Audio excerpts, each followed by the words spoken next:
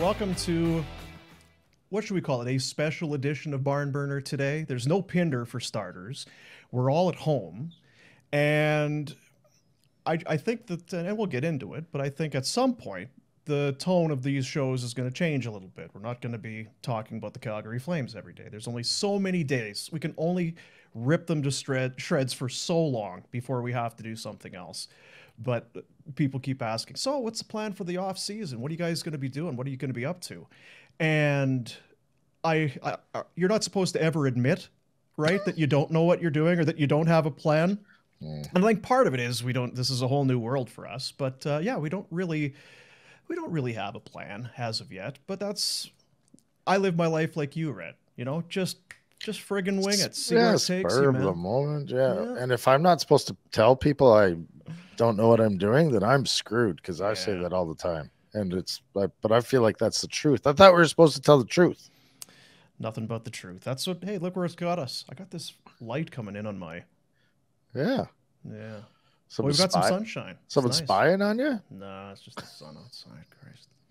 So welcome to Barn Burner. Welcome to the Tower Chrysler Studios. It's just little me and Rhett hanging out. We'll probably get into talking some hockey. We'll talk about whatever. But it's weird because you came back to town. Now, when did you... Because you're in Buffalo, as people know. You left for Buffalo in what month of 2022? August. Right. Yep. And I think I was out of town in August. So it was when you came back for the playoff draft, 2 weeks ago, it was the first time I had seen you in a long time. Because we worked together at Sportsnet till March. Yeah. And then I probably saw you off and on.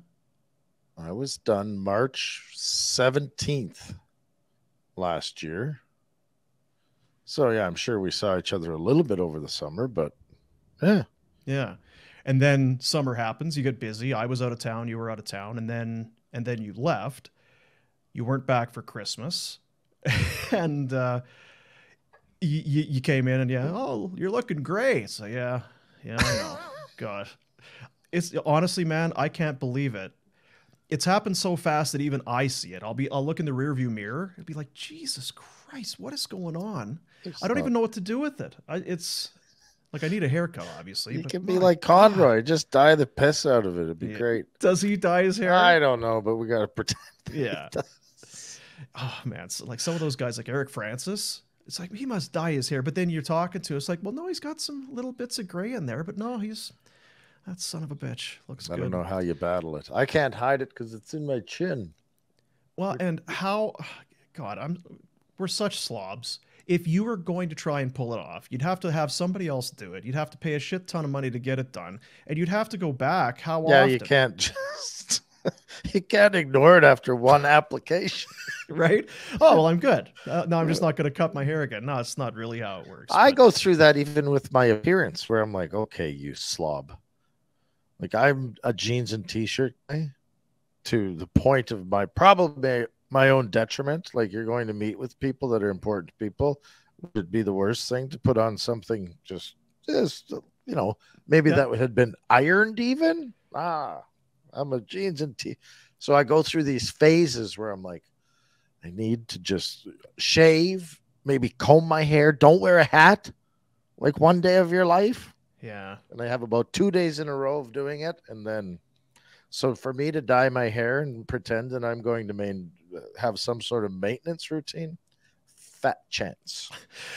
Also, and there's many times that I feel badly for my wife that she is with me and not with somebody else. But you see somebody's like, man, that's a sharp, like, look at his shoes. His shoes are brand new. They're polished. That's how dress clothes, like you tucked in, it's straight lines. Like the shirt goes into the belt and then the pants, it's like everything's straight. It's like, gosh, she has to want to be with somebody like that, right? Yeah, for sure, because they all look sharp, those guys, like my buddy Funker and stuff. But, okay, so get this one, though. Johnny Winwick, ATB, do those dinners with them. So this before Gio was even gone. So I would get invited, and I would dress nicer for that. Yes. I've only got so much wardrobe. Gio calls me out. He goes, dude, you wore that last year. So I can't even. Yeah. I don't even know what I have, what to wear. It's sad. Ugh, It's just sad. it's hard, man. I get it. But I guess, yeah. So it was, you were home for the playoff draft for kids sport. I picked you up. We went to the draft, and then you bailed. I didn't see you afterwards. And we worked together for that week or whatever it was, 5, 6 days, and then you were gone. I don't even, aside from the trip to the Grey Eagle Casino, we didn't really. I didn't have any one-on-one time with you, and it would probably surprise people. We're obviously not in the same room. I think people get that you're in Buffalo and we're there, but there's not a lot of conversing that goes on for us. We talk to each other every day, but we never really talk where it's not the show. No, not very often. The odd time, but you're right. When I think that's part of it, though, it's like when you live with a person in your house and you talk to them for 2 hours. That's probably I'm done talking to you. That's good. Yeah, Yeah. we're all good, right. Yeah. So no, it doesn't. It doesn't carry on afterwards, and it certainly.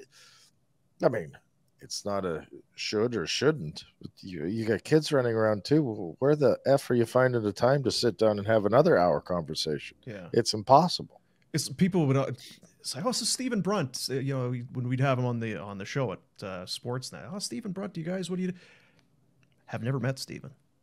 No. All the years that we had him on the radio, and you would think somewhere those lines would cross. Never did hook up with him face to face. Feel like we know him, right? And we've had phone conversations and very friendly that way. I consider him very much an acquaintance, but we've never sat down together. You have a general feeling for the character of a person, but no clue. Yeah. Well, I was the same way with Elliot. The only time I've ever ran into Elliot was when you and I went to the awards banquet. The awards banquet in Vegas. Only time in my life I've ever met the man. And he looked like a bag of shit that day, didn't he? Terrible. Just oh terrible. My God. Was he wearing sweatpants in the casino or something? He looked awful. Gosh. That's some kind of work that they do to get him looking good. Because when he's disheveled and you see him go on some of these podcasts, he hasn't done any of his. That's Elliot. You know that's the Elliot Friedman. Yeah, that's the one the wife loves. Yeah. But of course, people will ask because they just think we're together all. So how's Rhett doing? What's going on with Rhett? Are his kids doing this or what's he doing? And I'm like, I think he's good. Yeah, we talk every day, but I don't really know. And we've talked about it, and I think some people maybe think it's a bit, but the moving to Buffalo, I guess, and you don't need to share. I feel like this is kind of how we roll. We just kind of throw things out there. But how did it come to be? And we joke that you do things on a spur of a moment, but this kind of was one of those things. How did it come to be that a year ago, it's like we're leaving and going to Buffalo, New York? Well, I loved playing in Buffalo. So even when I retired, I had a soft spot in my heart. Like I played in Florida. We went to the finals and you have a great time in Florida, but Florida is a different animal, right? It's not to me a family upbringing type of atmosphere. And even as a young guy, single guy living down there, I didn't make a bunch of friends. You know, I kind of stood out. You're a farm kid from Saskatchewan, never seen a palm tree, and all of a sudden you're living in Florida. You're not exactly up to date on how to act or wear or anyway. But I came to Buffalo and I made friends, and it's a blue collar place. And I enjoyed my time here. We had success here. The people treat you really well. And even when I retired in 2009, my wife being from Buffalo, it was always an option. And we considered it, chose Calgary, thought that there was more potential in that city. And then I think it's weird for everyone right now. Like I talked to the shoveler, I think yesterday or the day before. I said, you know, it's not that long ago that this COVID stuff was front and center. Mm-hmm. And there was a lot to it. We're living a very normal life now, everyone. Whereas a year ago, that was certainly not the case. So I think that COVID for everyone unraveled their brains a little bit and scrambled them and made them a little bit squirrely and confused. So maybe that was part of the reason that in August we decided to come. But we'd always talked about coming back to Buffalo. My wife lost her brother in the Army, the U.S. Army, so that she is, she's the only daughter now, the only child for her folks, and family's important to us. So that was one of the deciding factors. Her grandma's old and still kicking around, still has Sunday dinner, like 90 some years old, and every Sunday cooks for 30 people. Like it's staggering. Yeah. But but probably the biggest thing is me. I'm a spur of the moment dumbass, and we were sitting on her deck. It was August 16th, and I told this story, and it was, I'll finish it and then I'll go back.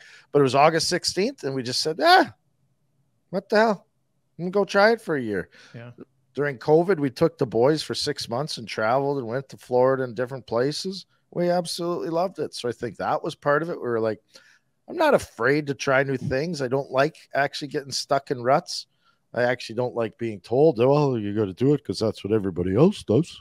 That's how people do things, And I'm like, well, what the hell does that mean? Is that your Boomer impression right there? Is that what There's that was? a little Boomer in there for sure, because you it. are just like my father, where this is, well, that's kind of how you do it.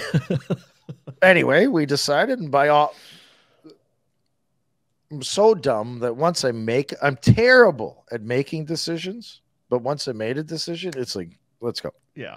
And so that was August 16th. It was 8 o'clock at night before we even decided. And by 8 o'clock on August 18th, we were in Buffalo with 3 hockey bags and done. It's amazing. Like it truly is. Yeah, it was. Now the catch to that is that I did not expect I wouldn't be able to go back and forth. Right. So when we came down here, I was thinking we'll go back and forth and do a bunch of stuff and this and that. And then the immigration stuff comes up, and all of a sudden you go almost 8, 9, 10 months without going back. That was not in the back of my mind how it would play out. So that was a little bit awkward. Yeah. I give you credit.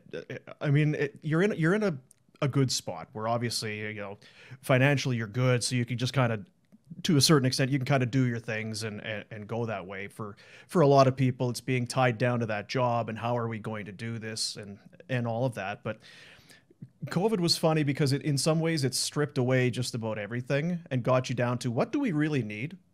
Everything in this house and our life, what do we really need to be happy? And I think a lot of people went without a lot of shit and realized we can be pretty happy without doing all this or buying all this or having all of that. I know it did for me. I love stuff, and I still love stuff. But there was a lot of things that, like dinners together every night, board games, movies together, little kind of dumb games that you can play on the TV off of your phone and stuff like that. We would have never, and we don't do that now, and we hardly did before, but it's kind of those things where I don't know if I need to, my quest for these sorts of things isn't what it was before. Yeah. And for me, I'm not a stuff guy. I'm an experience guy. And even when I was playing, end of the year, I'd go on a trip, and we went around the world when the lockout happened. And I've done various times where I don't give a damn about, and like you said, I'm lucky because I can pay for it and afford it, but I don't spend money on watches, and I don't spend money clearly on clothing or face cream. But if we're having an experience and we're going to go do something, absolutely, let's go do it. I'm all for that. So for me, I think that there was some. I'm not. A lot of people would look back on COVID and it was just pure evil almost. And trust me, I hated it for the most part. But there are things that you can think back on during that time where you did things you wouldn't normally do. Like playing bingo with your kids on a Wednesday night after they cook supper, right? Yeah. Like you certainly did do some deep thoughts and some internal analyzing, where most people did. And there are things that came out of it that were probably for the better. I'll still catch myself. Sometimes I'll pull in if I'm getting a coffee or something, and it'll just grab your mask. It's like, oh, yeah, right. We can just go in now. Christ, how long have we been without the mask mandate? Less Still, than a year. It's still kind of in your head a little bit. But as far as like I guess I give you credit. I'll let you. Maybe you can explain. I think it would be hard for a lot of guys to move to the town where their in-laws are. Do you know what I mean? Yeah. Because for me, it was, are you going to move back to Manitoba to the farm and be a farmer with your wife's parents or whatever it is? Mm-hmm. And I'll be honest, I never really hear you bitch or complain at all about her parents. That you just you go to not Nonna's for grub and you hang out, and it's you must have a good relationship there. Well, I've thought everybody's different, but I would say I have a deep respect for them. 2 days after we got engaged is when her brother's accident happened. I watched that family get torn apart and lived that, raw and fresh and awful as it was. And you learn about the kind of people that they are.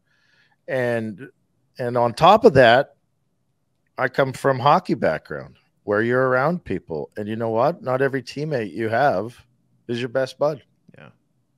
But you deal with different. That's your family. That's your family.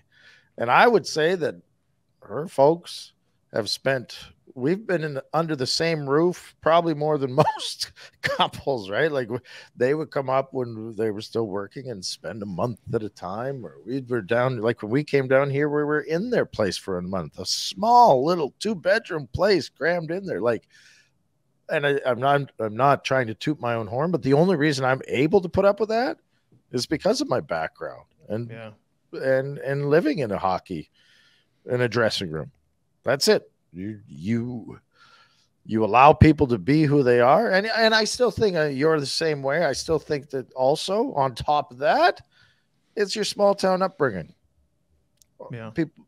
My class when I started school, it was me and there were 2 other boys in my school. You don't pick your friends.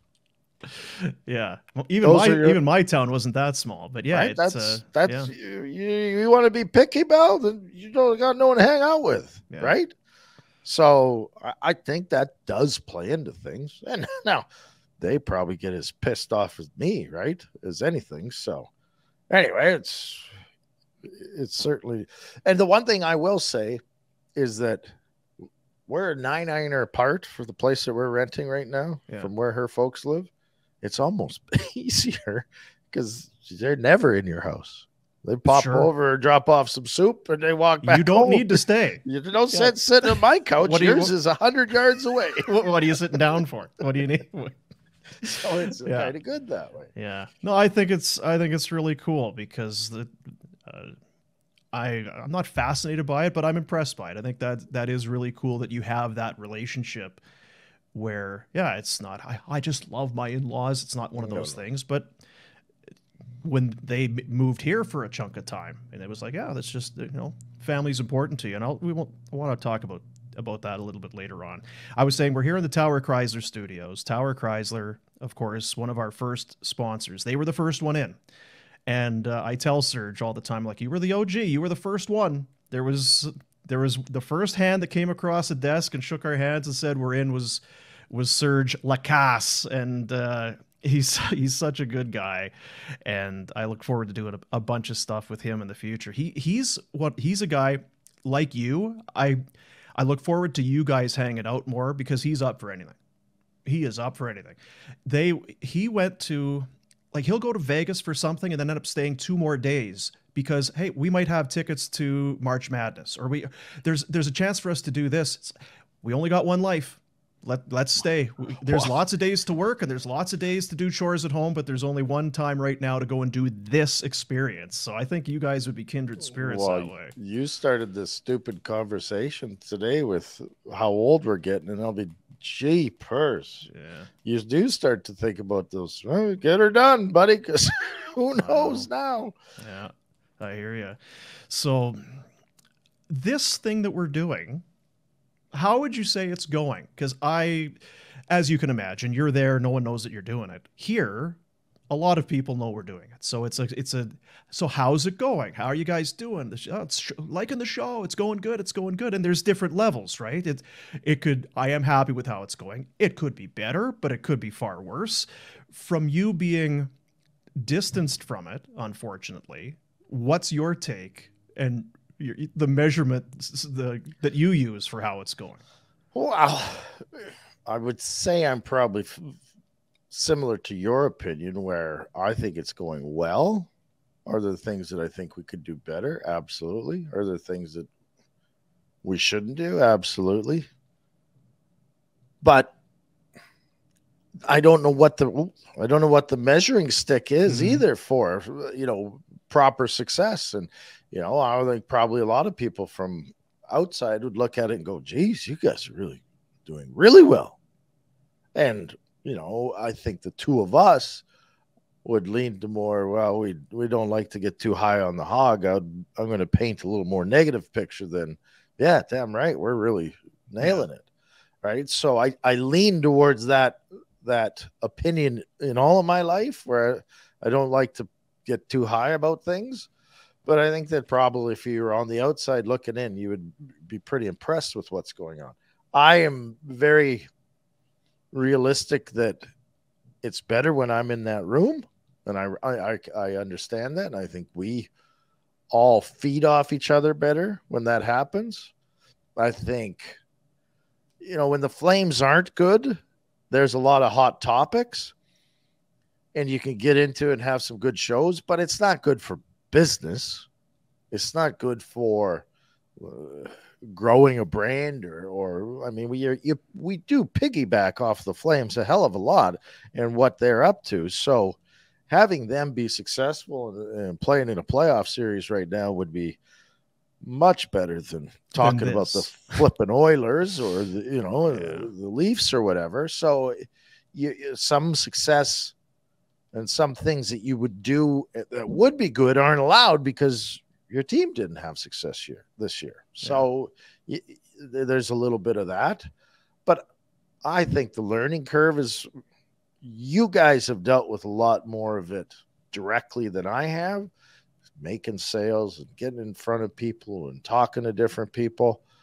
But I think the product was a known product, and I think that the product that we're providing is still honest and truthful and hopefully entertaining for people. So I think it's going well.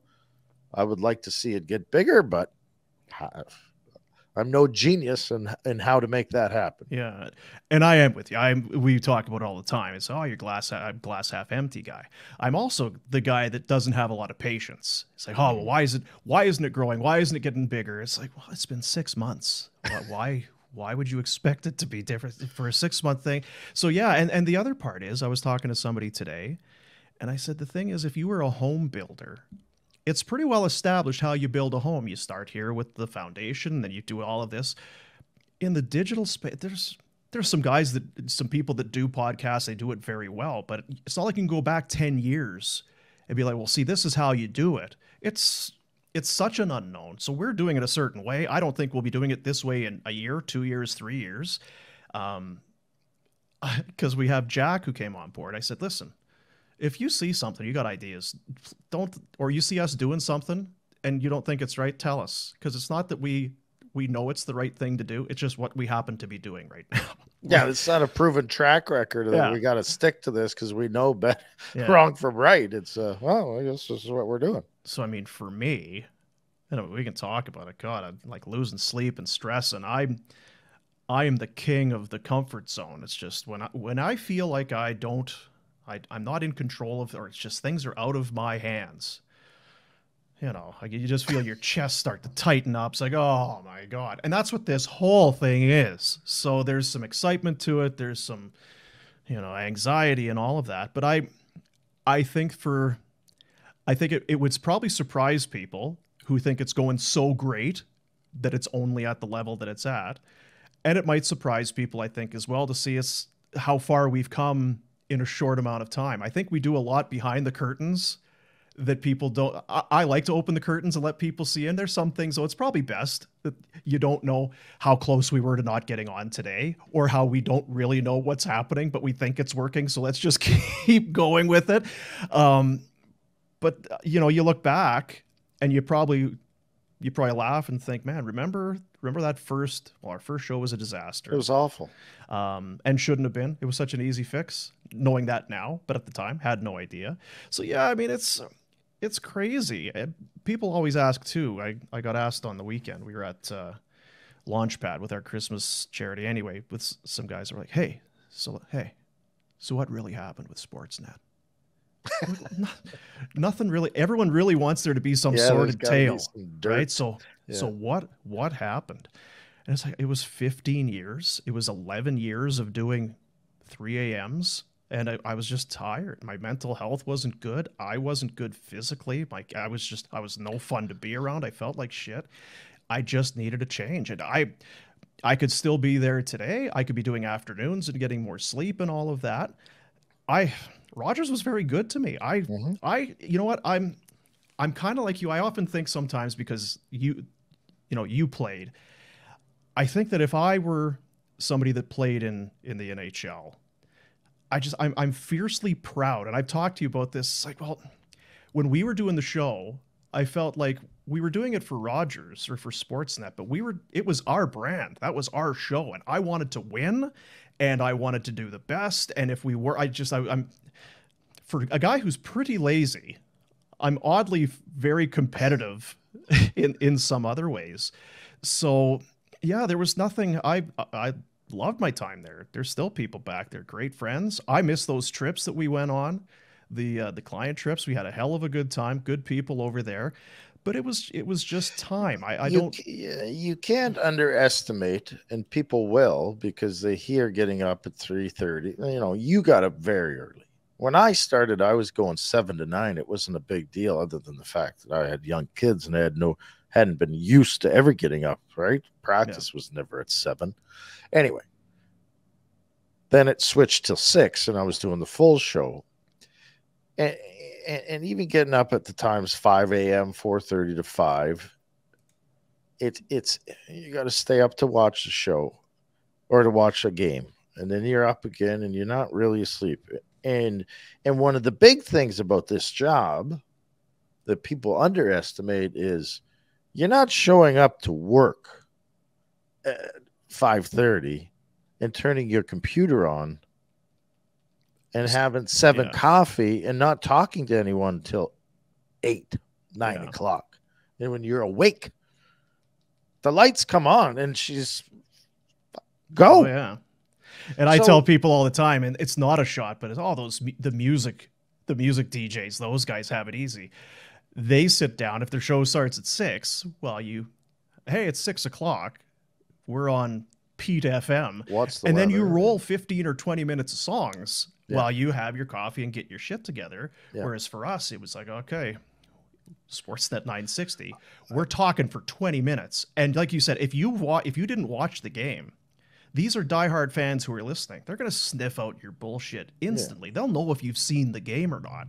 So you had to. I was at a spot where, for me, because I stress about stuff, I just wouldn't allow myself to be put in the spot of feeling awkward and the anxiety and that tight chest of not being prepared for the show. I had to do the work and the prep to carry me through to the end of the show, it was hard sometimes. Well, you also understood that the guy sitting beside you wasn't going to have a lot written down to pull out of his...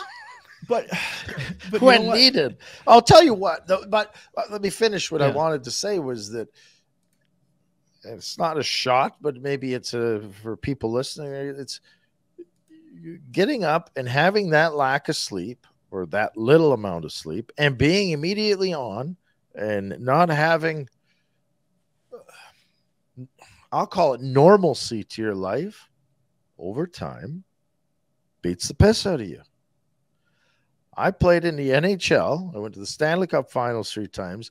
I don't know if at any point in those runs, I felt the fatigue, and mostly mental fatigue that you feel or we would feel on a regular basis during the winter season. Like it's amazing. Even now, the sun is up a little early. You remember going in when it was May and June, and the sun was, oh, geez, I feel alive. But those winter months would beat the piss out of you. It's when the games were on and you were getting up early. It's a detriment to your.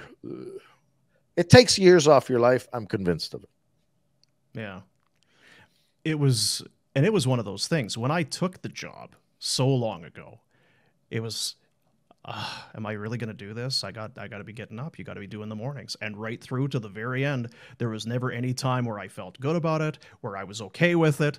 I dreaded it every single day. And listen, there's going to be a lot of people, if you're listening to this and you're at work and you're working. We weren't working. We were getting up and doing a job. It wasn't really hard work. So don't mistake it for hard labor. But you're right. It was a different type of a fatigue for sure, where it's talk radio. You got to be on. You got to shake the cobwebs out and talk and be coherent. And if you could be entertaining and not suck, that would be great too. And I mean, that was why I was thankful for the guy sitting across the table, is that I could, over time, I knew how you clicked and what made, where I could go to the different places, which was why that's what I miss, is those commercial breaks. Because we would do the radio and then we would take a break and kind of something would pop. Oh, I was out at this restaurant the other day, or we were doing this. And it's like, okay, there's something that we can go to. But I was pre-show. the pre-show. But no, there is no bad blood at all. No, that's the Sportsnet thing. There's no story to it.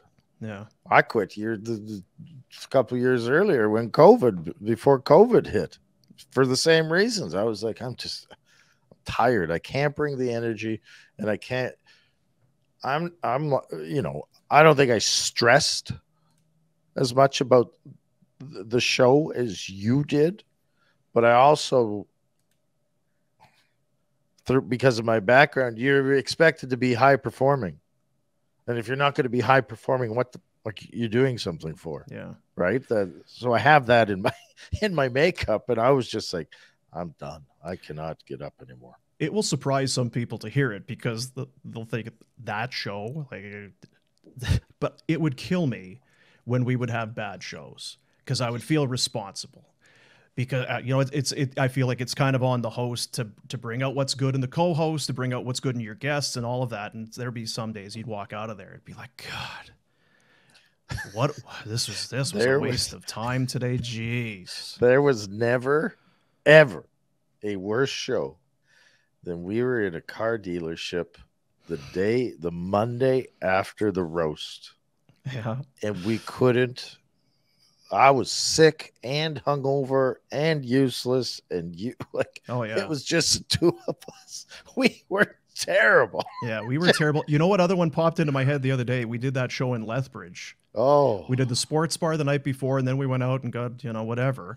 And we were, again, that poor dealer in Lethbridge, that Chevy dealer, whatever it was. Me, you, and Peter Klein, and Klein's got 9 bottles of water. He's just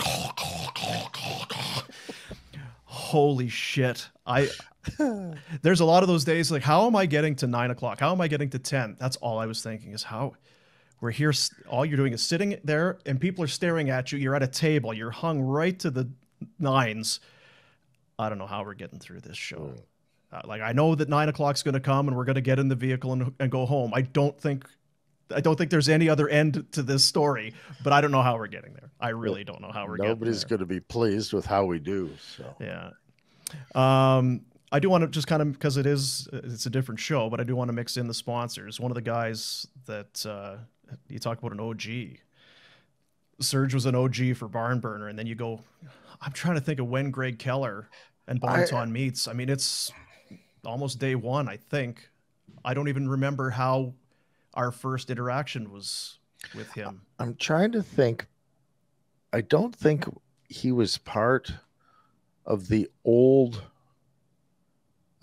studio. God, that studio. Right? Like, I don't think Yeah. that Greg was, I don't ever, and the only reason I say that is because I don't But remember did we getting a not? food delivery. But I kind of do. I was going to say, didn't we have food in there? I We seem to did, think we right? had big trays of ribs and all kinds of shit in there. I do. I think we did. So, and we talk about it on the show, and we've talked about it for years. And I think, like a lot of things, we're not bullshitting. He's just an extremely generous guy. He gives back more than people will ever know. If you need it, it's yours. If he has it, it's as good as yours. He'll give it to you, and he's just constantly thinking of other people. And And I'm love proud. Sam Bennett. Well, he texted me every time that prick scores. He's texted me, but no, I'm he's one of those guys. I'm very happy to have met him along the way because he's a good man and he runs a great business. And through him, Matt from Mad Rose Pub up in that same. It's funny how it all kind of came together, but didn't know Matt. Matt knew the show, knew Greg Keller, and he's like, yeah, I would be in. And Matt is unbelievable. And you saw what that pub was when we were up there. Yep. That feels like home. I've only been there 5-6 times. I only went. I live a long ways away from there, but every time we go in there, it feels like this is awesome. I'm just so happy. And there's all of the sponsors, but for sure, when a partnership feels right. And with those two guys up there, that one just feels right. And I'm thankful for both those guys. I guess stunned shouldn't be the right word, but it was a Tuesday night when I was back home and we walked in there and it was packed. Yeah. I was like, oh. Yeah. Red Dog, who used to be a radio guy, he was on with Jerry. Come over to my house all the time. Yeah. He was there and he came up. He said, hey, I don't know if you know me. I'm like, dog, come on, like you're radio royalty. So we shot the shit for a while, and he's like, this is my place. This is where we come, and it is one of those pubs that has that feel, and I don't think you get that unless the guy or the people that are running it are genuine. I don't think if you're just into it to sell beers and it's one of a number of pubs that you own, I don't think you have that. So we say it all the time: get up there, enjoy the food, and enjoy yourself. You mentioned earlier, and it hit me because I have an 18-year-old that lives in my house. You were 18 when you saw your first palm tree. No, and I was went to 19. Florida? 19. Okay, but we're in the same ballpark. And this fucking guy won't put the Cheerios away. I can't imagine if I sent him on a plane alone to go to Florida or to some place he's never lived before and go be a professional and start your life. Well, now envision that without a credit card or a cell phone. Tell me about it. I mean, I was thinking about it the other day. I don't know what came into my head, why I was thinking about it, but I was actually thinking about my parents and how I went to Florida and I was in Florida and training camp. I remember that training camp felt like forever. I'm sure it was the same length as probably most training camps. We started in Greensboro, North Carolina, and I didn't play the first exhibition game. I played, I don't even know what I would call it. I played an exhibition game against the Leafs, but it was all kids, right? My age. Yeah. And I fought Toporowski.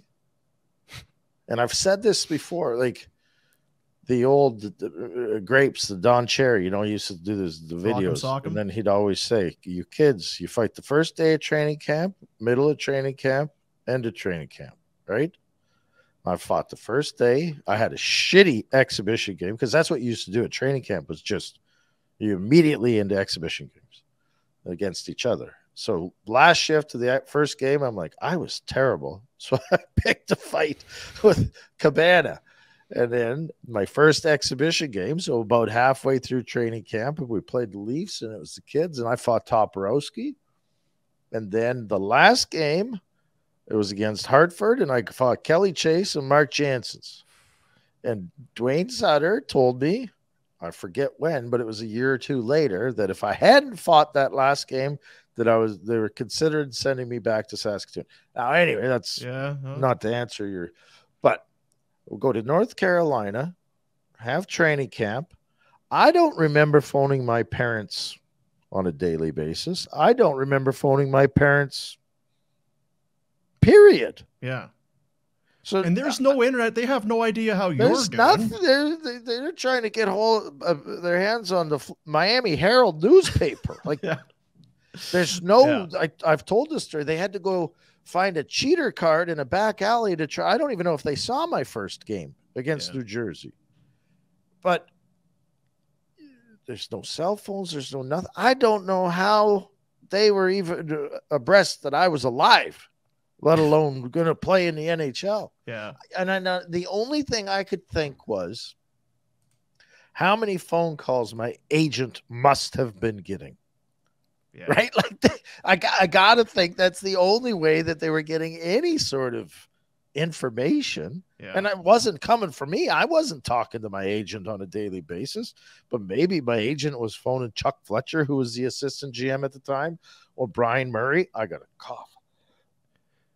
So do you remember being nervous? Was it hard? Because I remember when I went away for college, I was 17, and I just remember when my dad pulled out of the parking lot, it was like, holy shit. And there again, there's no bank cards, there's no credit cards, there's no cell phones. He's just gone. And now, all right. Figure shit out. I can remember I had to fly through Florida, or pardon me, through Toronto. And again, you're a dumb kid. And I got to the customs and they said, okay, we got to fill out this form. And I could not for the life of me fill it out. I don't know if I was nervous or not. I screwed it up about 8 times. I'd walk it up. They're like, no, that's not, go fill it out again. Like, to the point, I can remember this thinking, just turn around and leave. You don't need this shit. You're not good enough. Just go. Like, give up. You're done. It's not working out. Remember having those thoughts? Yeah. So anyway, So who takes you under their wing? You talk about Skrudland and a lot of the veteran guys. Like, somebody had to have looked at you and said, okay. We had a deep squad of veteran guys. And part of the reason I'm convinced that I was stuck around was because Jovanovski was going to make the team and he needed a sidekick. And I think they trusted me at that point to be a good sidekick. It's a terrible idea. It was awful and terrible, but at the time anyway. Yeah. But I roomed with Terry Karkner. Right. And who I was just shit scared of, but became great friends with. He's a decade my senior and tough as hell, and a kind of no bullshit kind of guy. So I kind of went with the upbringing that I'd had. And Brian Skrudland was from Saskatoon, so he was watching out for me. There was all kinds of guys. Dwayne Sutter, I was going to say Dwayne Sutter again. Jeff Smith. Dave Lowry. I remember going to Lowry's house for dinner with Adam. He was a little baby. Pick him up and we were wrestling with him. Me and Jovanovski. I remember it. I remember it. So there were a lot of guys on that team, and it's not funny, but it was a veteran team, and the game was different. Guys drank and they hung out more. It was kind of more of that slap shot mentality where we would leave practice and everyone would go for lunch, and that it was kind of an expected thing. You know, everyone stays and they get fed lunch at the rink now, but there was always, you picked a spot or a restaurant, and not everyone, 12 guys off the team, 15 guys off the team every day went for lunch. So you always had a group of guys.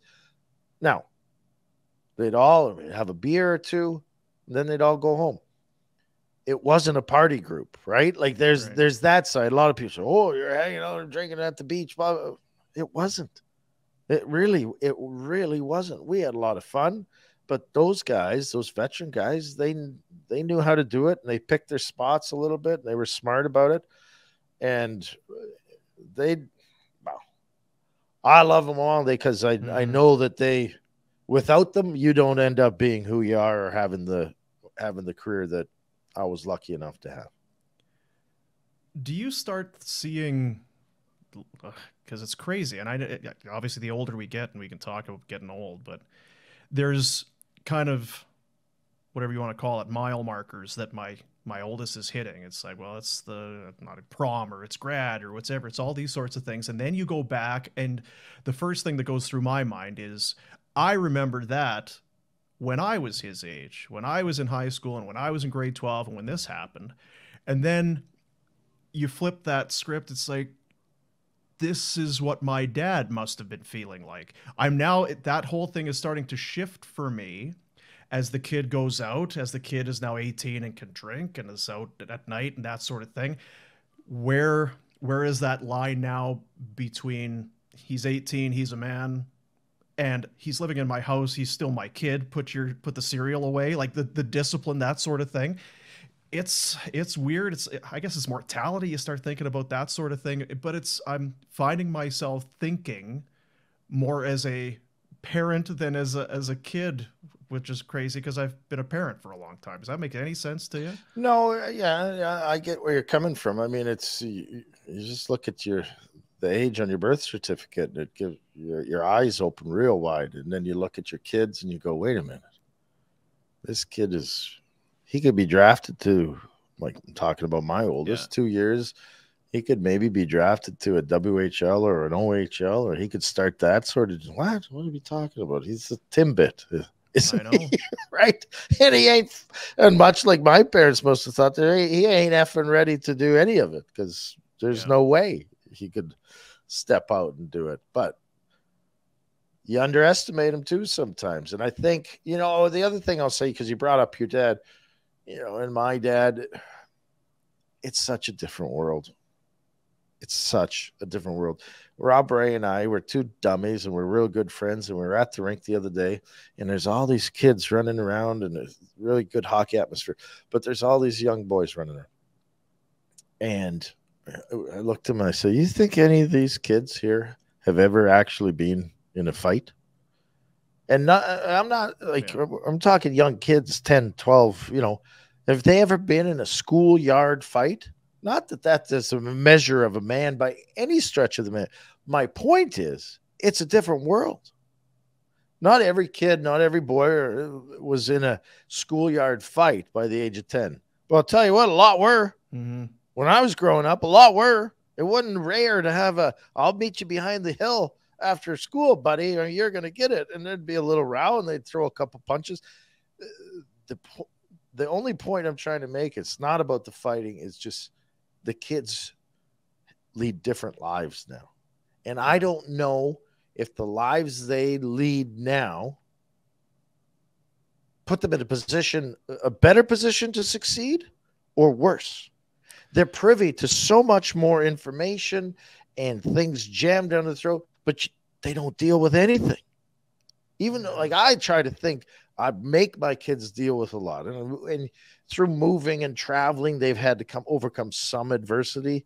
But by my God, these are not real problems in life, right? Like, they went into a different school. Sure, it's not easy, but it's also not the most difficult thing. But I don't know that kids deal with much these days. And I don't think it's a good thing. And I don't know what's going to be better or worse, and I don't know how to define it, and I don't have the terminology or the education to give you a proper rundown, and maybe I'm crazy in my thoughts. But you talking about your kids getting older, my kids are getting older, and all I think about, and again, you sound like an old fart when you say it, but back in my day, we wouldn't have done it. Yeah. They have not had to experience or deal with some of the shit that we had to deal with. But by God, you and I don't even understand what they're dealing with now. No, I was going to say, can't grasp it. The way that the kids are being brought up, and I think ours would be the same, they would be very ill-equipped to grow up in the world that we grew up in, but they might be just fine for the world that they're in today, because it's changed too. Everything has changed. So I don't know. It's I've got a daughter here now. And that's like, you've got the three boys, and my first two kids were boys. So now I'm going through a girl who asked me, Dad, do you like this lip gloss yesterday morning. I'm like, The answer is red. Yes. I guess lovely. so. We're makeup and stuff. And oh my God. And again, there again, I'm starting to think about what were my parents thinking? Like I just brought up, when dad drops me off at college, there he goes. Then you start to think, what was he thinking in the truck driving away? I've never really thought about that before. Like maybe he just turned the friggin' music up and was like, oh, Yeah, God, Don thank Williams God. was great. Yeah. Or, how emotional was that for him? Oh, Because, he's bawling his fucking eyes out. Pardon my yeah, French. right. So, My brother's oldest left home a couple years ago, and I don't think, aside from bringing a kid home, I don't think there's going to be a more emotional day in your life. yeah. Yeah. I don't. I can't imagine. Yeah. It's amazing. I had to go through my phone the other night because my friggin' phone's full. You can't do that because you got no memory in your friggin' phone.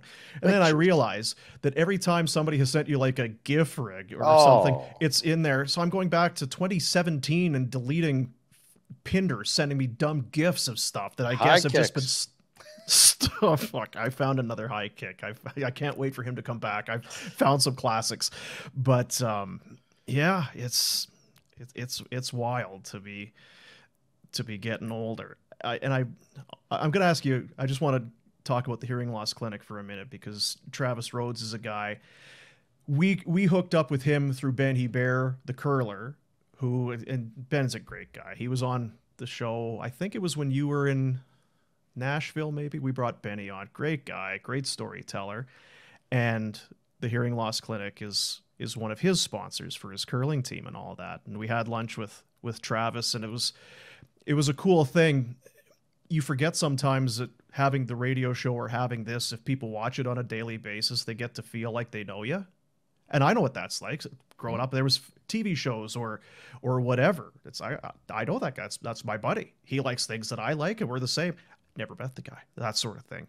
But so I think Rhodesy very much knew who we were and what we were about. But it was cool to sit down with him and see. It's like, yeah, I can see why you liked our show, because you're one of the guys. You get the humor. Yeah, you live Yeah, we've never hung out, but you are very much, you're in our circle of guys, because you're one of the guys. And he has been great, and I look forward to doing more stuff. I'll be getting over there and doing some work, but they got theirs. And again, starting this thing, and we've got help to start a hearing loss clinic, and then add another one, and then add another one, and then you're in BC and you add 2 and 3 and 5. Sounds like real work. It sounds like a lot. So I give him a lot of credit. So hearing loss, the hearing loss clinic, hearingloss.ca is their website, and he's going to be a big part of what we're doing moving on and moving forward. One thing I did bring up to you in that car ride to the casino that night for to the Grey Eagle Resort and Casino. We had gone with John Winwick with ATB. We did our Christmas campaign, obviously before Christmas. And one of the experiences that we auctioned off was the Top Shelf. Yeah, that's what it was, the Top Shelf experience. So you go before a Flames game, sit down, have dinner. One of the Flames, either an alumni or a member of the staff, come and they share some stories, and then you go to your seats, and you come back, and it's a very cool event. And thanks to John and ATB Financial for donating to that, and for everybody who pitched in and got that. But we were sitting there, and Tim Hunter came in. Everyone knows Tim Hunter, and was telling stories about his playing days and what's Lanny like and all that. And then he got into some of the coaching stories. And I knew he was with Ron Wilson in San Jose. I knew he was in Toronto. And then he starts to kind of go into, and I guess I just never really stopped to think about how long and how many years he's spent behind the bench as an assistant coach to some degree. And then was a head coach in Moose Jaw there for a while. And I asked you, because you're a guy that, you're passionate and that very much cut from the same cloth in many ways, that to hear about, because there, and throw in with Craig Conroy, if he gets this job, and there's other guys that are your age, some of them are now younger than you, that will be up for some of these jobs. How does that sit with you professionally? Because I know for you, that's in a weird way, it's been a goal, but it's taken a back seat to other things. So what is it like when you see guys share those kind of stories and have that kind of a resume when you're very much in that same class? It's a bittersweet thing for me. I guess if I look back on things, I think I've always thought I would be behind a bench. But when I had kids, the one thing I said to myself, and I try to live, is that I won't put my accomplishments or needs above theirs. Now that sounds deep, and you're very caring, and like, it is what it is. But I've always envisioned being a coach, but then when I think about what are you going to miss out on, what are you willing to miss out on to be that coach? And I'm not willing to miss out on anything my kids do. And I don't know if that's to their detriment or mine or benefit. Right? There's two sides to every story. Maybe it'd be good if Dad was gone a little more. But I do find some solace in that I've been around with my kids and spent as much time as possible. I guess the one thing that always stood out to me, or I always think about, is that there's no one in the world that says they spent too much time with their kids. Yeah. And I would love to coach. I would love to win a Stanley Cup, and I would love to have that opportunity. And I think I could be good at it. And I think I could add different stuff. Anyway,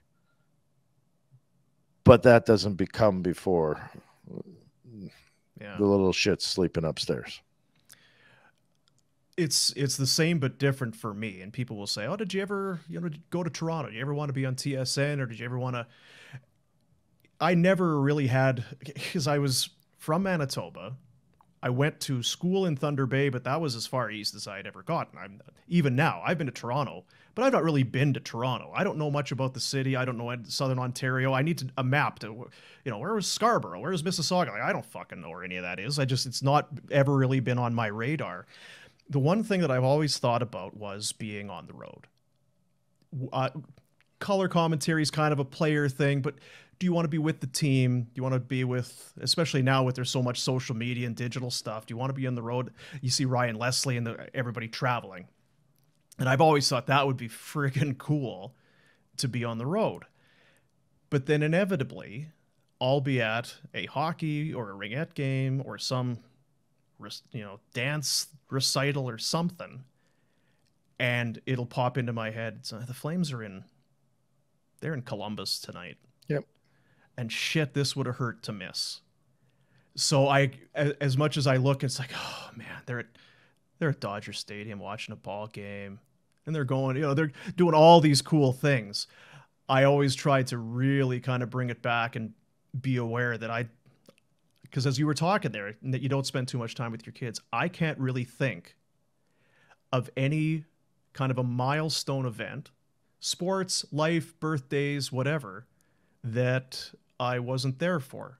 And man, you'd pay money, right? To have that sort of, to have that in your hard drive. Well, so and I think when you live it every day, you maybe don't respect it or see it for what it is.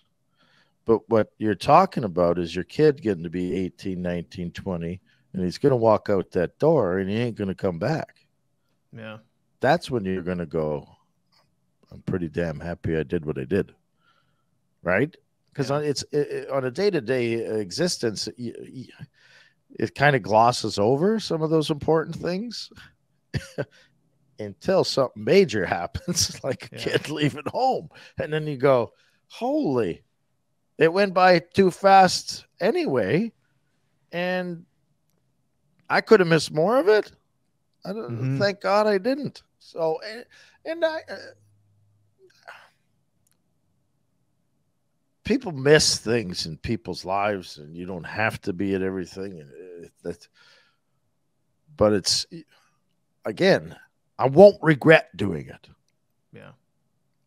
I won't regret being at the 5th birthday or the 15th or the 3rd or the game where he scored or the game where he took a penalty or the game where he got cut or the whatever. Yeah. You're not going to regret those things. And it does. I get it, because I'm the same way, and it sounds like, hey, look at me, dad of the year over here. And it's not that, but because there's sacrifices to that too. But you and I are kind of like-minded that way, that we could have chased different career paths that I think both of us probably have the talent and the ability and the drive and all of that to do. But I never got to the point where it was a decision that I had to make and say, yes, I'm ready to leave this behind to go and do that. No, and I've had a couple opportunities to go and do it, and I was just, it don't feel right. It just doesn't feel right. You know, Jay McKee just got back from Hamilton the other day, and he's got a youngster, and like, it was the first time he'd been at home with him to put him to bed since he'd been born. Right? Like, it's the first time he's put him to bed on his own. I don't begrudge anyone anything. It's not I'm better, or no. You make a choice and you live with it, and there's good and bad that comes of everything. So this was just a choice that it was extremely difficult for me to leave the game. First off, it was extremely difficult, and to swallow your, you swallow some pride, you get kicked in your nuts, your ego's hurt, and this and that, and at that time it was I should be chasing after this dream some more, but sometimes you just got to stop. Rob Ray was really good about it, and talk about it and saying, like, you had your time. I got to live a dream life for a lot of years. I'm not going to better it by coaching. Because all the coaches say, yeah, it's as close as you can get to playing, but guess what? It isn't. Fucking playing. Yeah. The players have it better than the coaches, for sure. The players play. It's still pretty good, but there's some. Yeah, you don't need to be first at the rink, last to leave, and all that sort of thing. It's funny because, I feel that the same way with this move. So, and it's not the same. But I've told you this a few times, and not to get, but I remember when you were still under contract, but you weren't able to play, and you were coming to the rink and sitting upstairs, and you were dressed nice, and you were going to scout or whatever. And I just remember seeing you the one night, and we had no idea this was ever happening down the road, but I knew you, and I think you kind of knew that I was the radio guy or whatever, and I just kind of, so you're hanging out, you're like, who knows, we'll see how it goes. And I remember as you walked away, you were in a blue suit. You had your kind of blue, your blue chapeau on. I just remember thinking, he's not fooling anybody. He's not fooling me. That fucking guy ain't doing that, because you felt like you still could play, that you still should be out there, and to sit up there with, and look down on the game that you were just in, you were not a guy that could handle that. Some guys could. No, I didn't even like being at the frickin' rink. I hated it. Yeah. Couldn't go for a long time. Probably 5 or 6 years. And even then, when I did go, would be emotionally drained and upset by the time I got home, and it would take me a good day or two to actually get over it. Now, again, people listen like, oh, God, let it go. But it meant that much to me. And it wasn't like the rug got pulled out from under my feet, but I sure as F didn't see what happened coming. Right? Like I didn't envision the wheels falling off as quickly or as awkwardly as they did. So, And it's another one of those things they tell you, hey, it happens fast. You better enjoy it while you, of course. Yeah, of course. But still, I tell guys still to this day, like Kyle Okpozo's here, and I ran into him one night. And I said, he even brought up, he goes, about he didn't know how much time he's got left, this and that. I said, well, what a year? He's like, no, I'm prepared. I'm doing this. I'm doing that. And it's just like you said about me 2 minutes ago. You ain't effing ready. mm-hmm. You can take some course, or you can do some financial plan. And the guys have all kinds of money nowadays. And it's like bringing home a kid. Till you do it, you don't know what you're doing. And you've always kind of had that advice for guys. If someone's going to slide a contract, take it. If you still want to play and someone's going to pay you to play the game, you play it. Long as you can. Yeah, if that's what you want to do. Yep. And I wonder about guys like Matt Stajan. 1,000 games, went and played 1 year in Europe, took his family over there for that experience. Did he play Spangler? I don't remember. And then comes back and assistant coach for the Calgary Hitmen. That's not the NHL. Like, that's buses, that's practices, that's no money, right? Not that he needs it, but it's not like there's any kind of reward. And you're also sacrificing some of that family time that you would otherwise have. That's a personal choice. Make it. Right? I do not begrudge anyone, and you have to do certain. If you want to coach and be the best and have success, that's the shit you got to do. Yeah, that's the giver. Yeah, one way or another, it's not easy, and a different level again. But I'll tell you.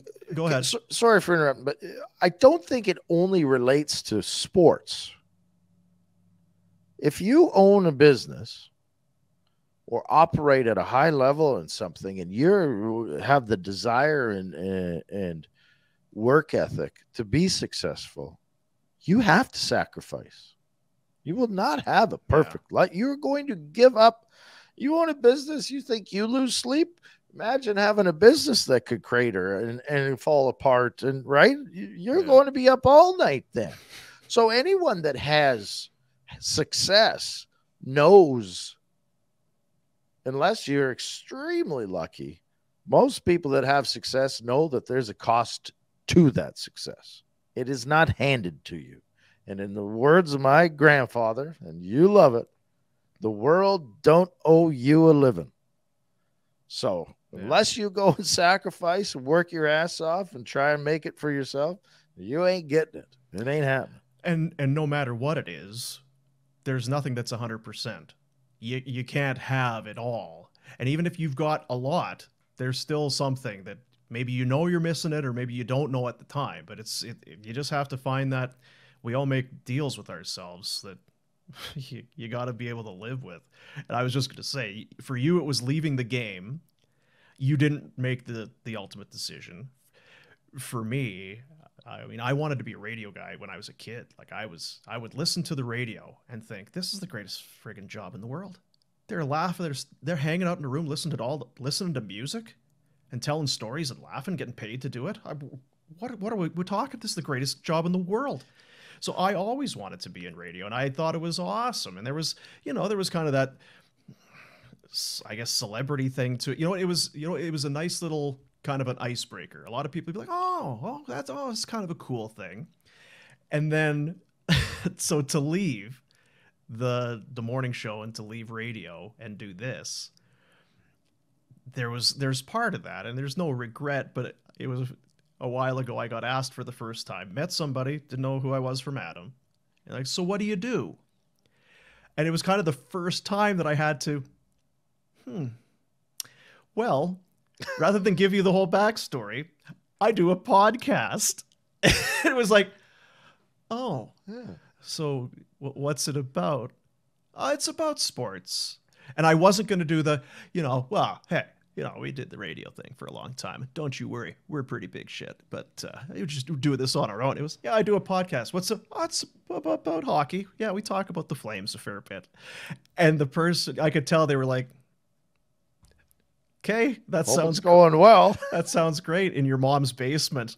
with porno mags in the corner, whatever you're doing, you weird bastard. So, because it was a successful show. Our Boomer in the morning on the Jumbotron at the Flames game. Like there would have been There's some ego there, absolutely. There's a time where young Dean would have been like, "You have absolutely baited. What? You're quitting? You're leaving that? What the hell are you thinking?" So I get it, and it would be even more magnified when you're an athlete, because you're right. You go from being very important to not really important at all. Yeah, you better learn how to swallow some pride for sure. Yeah, because and you know what? It's weird because when I come back to Buffalo, I did a ton of charity work in the town, and I wanted to do more of it, and I think it's always important. But you question how influential you are. It's the same thing. You say, "What are you doing on a podcast?" You go into the children's hospital, and the kid asks, "Who are you?" "Oh, I used to play for the Sabres." They're kind of like, oh, yeah. Not anymore? Oh. Do you know Connor McDavid? Yeah. No? Oh, okay. Is Thompson coming? Or yeah. and shit like that. Yeah, but, I know. Again, getting old. I guess so. Green Drop has come on board, been another guy, Brian Gibson, that we met along the way back at the old place. He's one of my favorite people. He's just one of my favorite guys. He's one of the nicest guys, and there again, giving and charitable and the shirt off of his back. But he is a blast, and I look forward to getting out. He's always, "When are we going golfing? When are we doing something?" Those trips that we did back at the station, and he would go on those are just some of the best times ever. The best times ever. Wow, he was one of the leaders of the pack. Oh yeah. Yeah, you don't need to talk about these stories when you're on the radio. Like, I mean, you don't need, because my wife doesn't. The guys don't need to know about all this. And yeah, we're in friggin' Tootsies with you've got another guy on your shoulders, and we're yelling and screaming in the back. Oh, you don't need to tell those stories. You really don't. So, and just all across the board, like McLeod Law came on board. They reached out. St. Eugene, Mike used to work at the Grey Eagle Casino, and now he's at the St. Eugene Golf, the casino out there, and he knows the show and wanted to get involved. And it sounds like it's one of those things, oh yeah, but you really do appreciate these people for what they're doing for you. You want to in turn do for them, because I tell people, when we were at the other place, maybe they were advertising because they were going to get on the Flames game, or because it was Sportsnet, or because it was the radio, whatever. Anyone that jumped on board with us, it was not because there was any brand. All due respect to FlamesNation, it wasn't, oh, I get to advertise on FlamesNation. They were coming because it was us, because it was our show, it was us, and they were, yeah, we're going to take a leap of faith, and we think you get, that still means a lot. Because I think that our numbers are growing, and I know we want to build, and I think we will build, and it's going to be successful and all that. But to jump right in, what do you have for numbers? We have no numbers. Do you have any data? Downloads? We have nothing. Zero. We have nothing to give you right now. Okay, well, we're in. So that is pretty cool for a lot of these guys. And Jay Patel, we joke about the snoring. That was actually a hookup from your brother, who, yes, the dopester. Yeah, sells what does he sell? It's or dental supplies. Yeah. All your dental needs. And this guy's great, which is not surprising, but that's got to be a different relationship, because he did say, it's like, yeah, Trevor really got me good on this one. It's so expensive. Like it's so expensive. I can't believe I spent this kind of money. I'm glad they still get along. That's good. But yeah, this laser that we talk about, and it does. You go for the snoring treatments and stuff, and I would guess you start finding other ways. What else can this laser do other than just remove drills and help out with teeth? But he's a great guy. Getting to know him over time. I guess and with Pinder, because he's not here, obviously. Pinder report for Village Honda. Anthony's such a good guy. Love those guys up there. They this is going to be a long partnership with those guys too, I hope. But for Pinder, when I think of the different chapters of his life that we have seen, it's mind-blowing. I remember I had heard about Pinder. I'd heard of Ryan Pinder. I didn't know who the hell he was. He was a play-by-play guy. It was for the Flames farm team. And I remember Kelly Kirsch, our old boss, he'd be, yeah, you talk to Ryan Pinder. He's going to work for us someday. He thinks he's a play-by-play guy, but he's not. He should be on here. He should be doing talk shows. He'll be here soon enough. And he was right, because then a job came open. He came in, and the first time I heard him, I remember where I was. It was on 32nd Avenue up by the old studio. And I was like, who's on the air right now? I'm like, oh, it's that Pinder. And I just remember thinking, fuck, this guy is pretty sure of himself for being on the radio the first time I've ever heard him. And he was like, it was matter of fact, it's like, well, this stinks and that's no good and this is great and that's no good. I was like, who is this friggin' guy? Not in a bad way, but I was like, he he rubbed me wrong the first time. I was at a wedding. I wanted to kill him.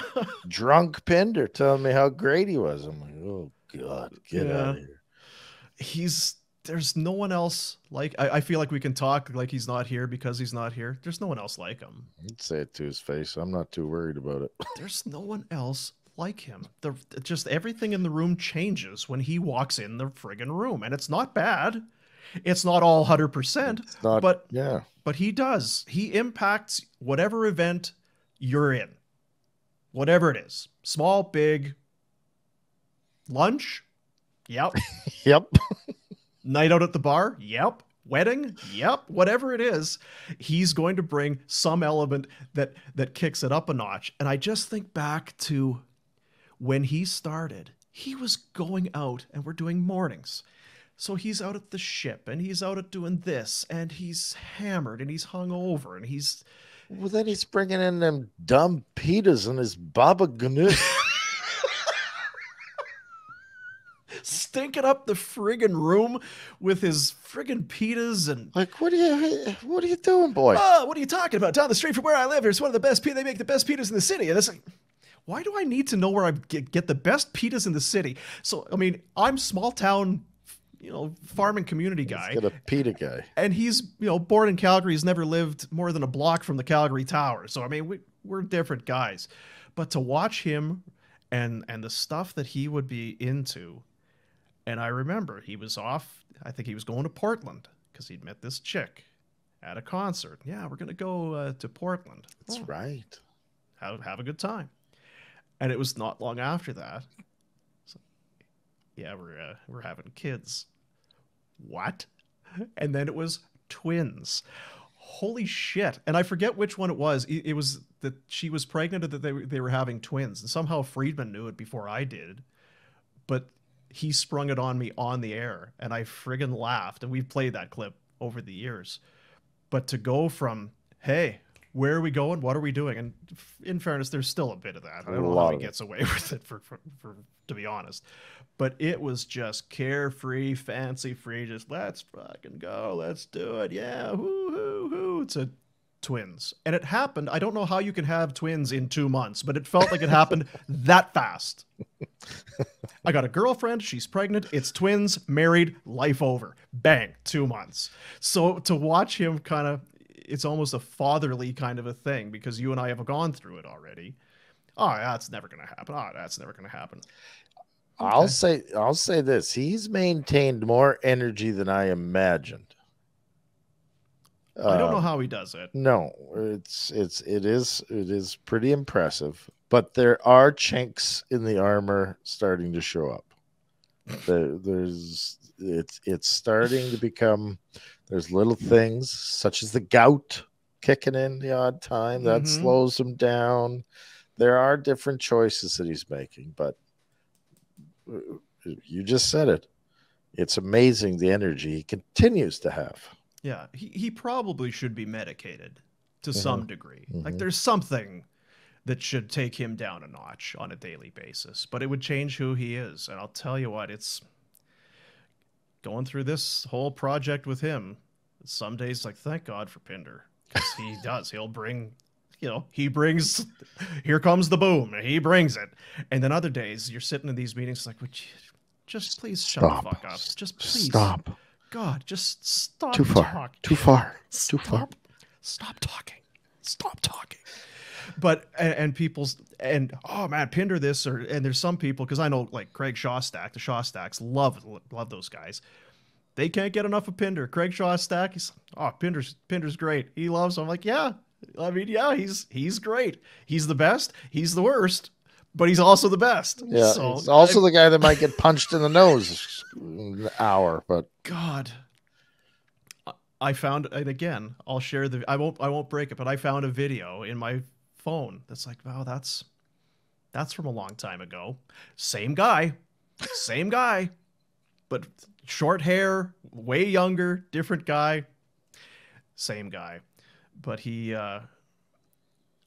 been a big part of this show, and I loved working with Walks, and Walks is great. And it felt like at first Pinder must be trying to be a contrarian to us, because we were more like-minded. And I think Walks was kind of in that same group. But he came in, and it didn't take long. It's like, no, this is really what he's thinking. This is him. And he's over there and we're over here. Perfect.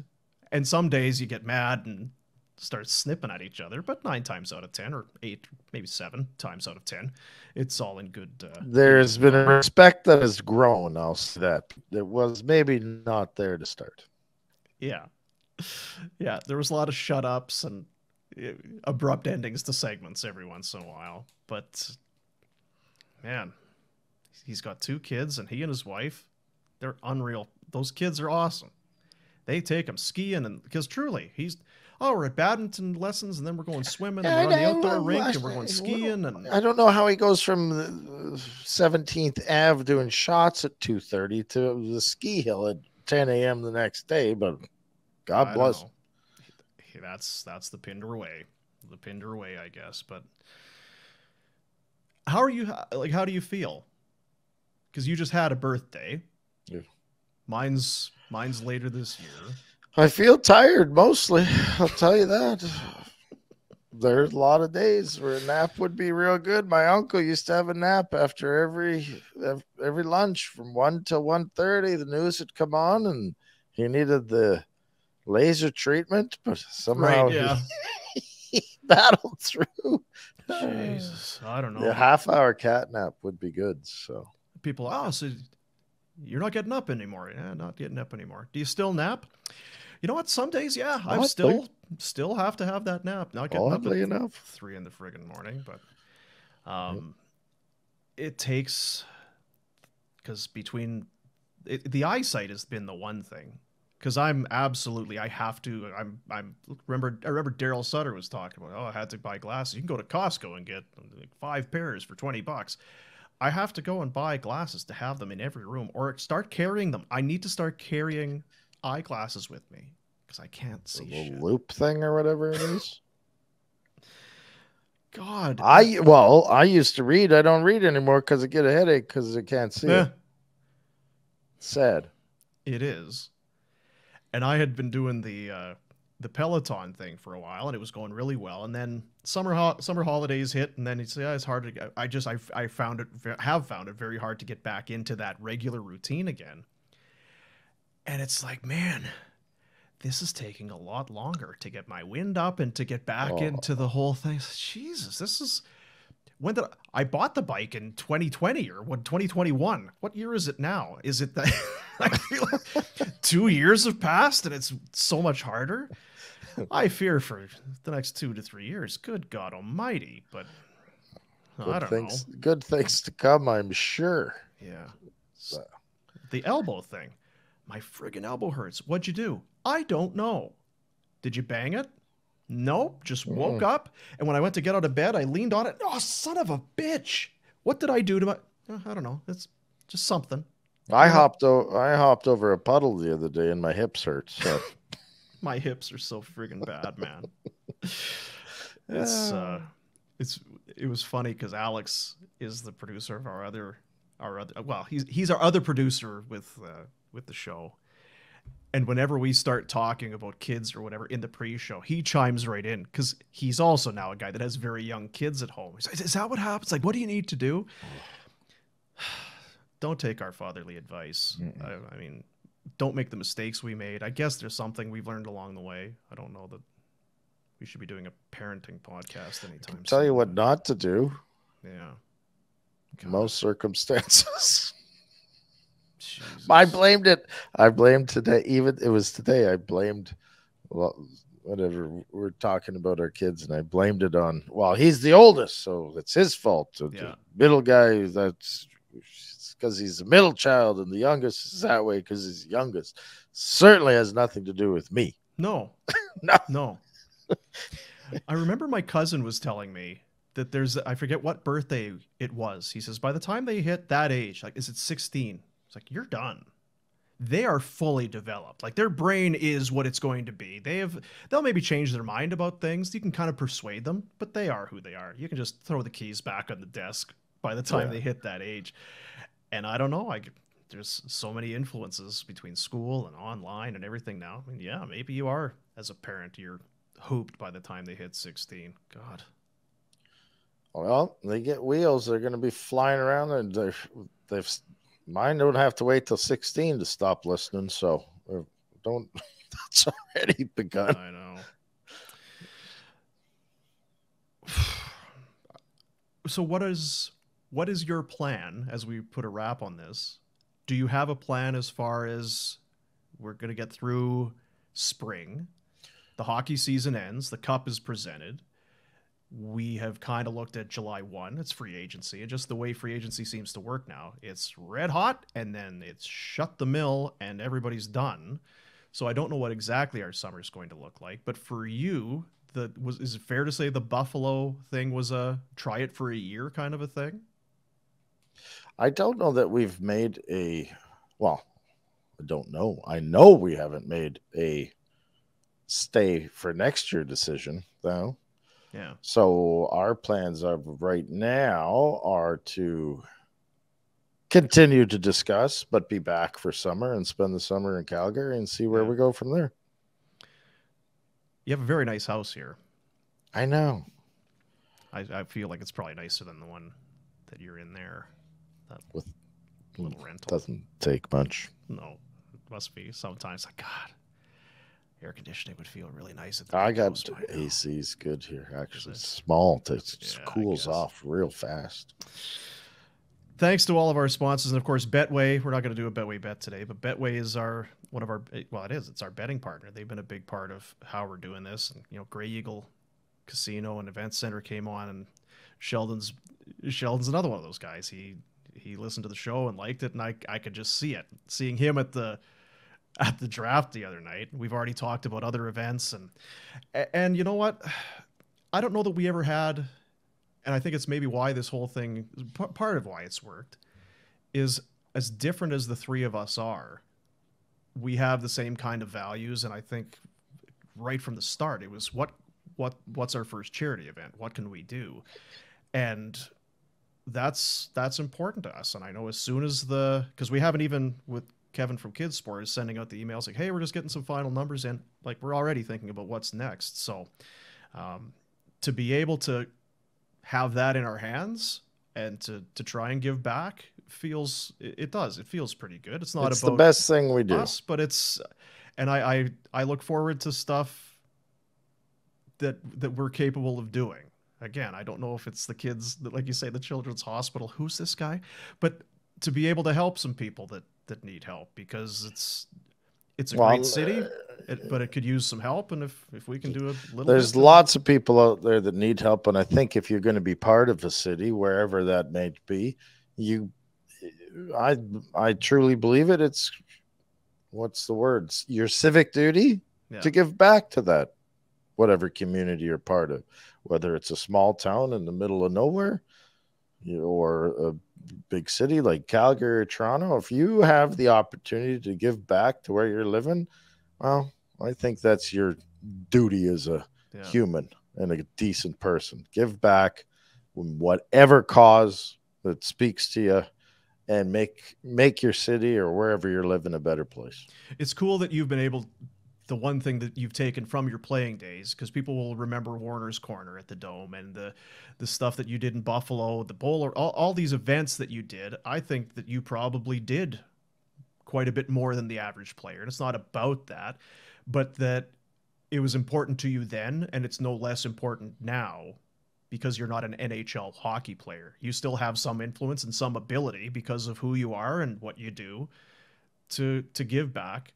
And I do love it. I don't know how it would work if one of us was like, why?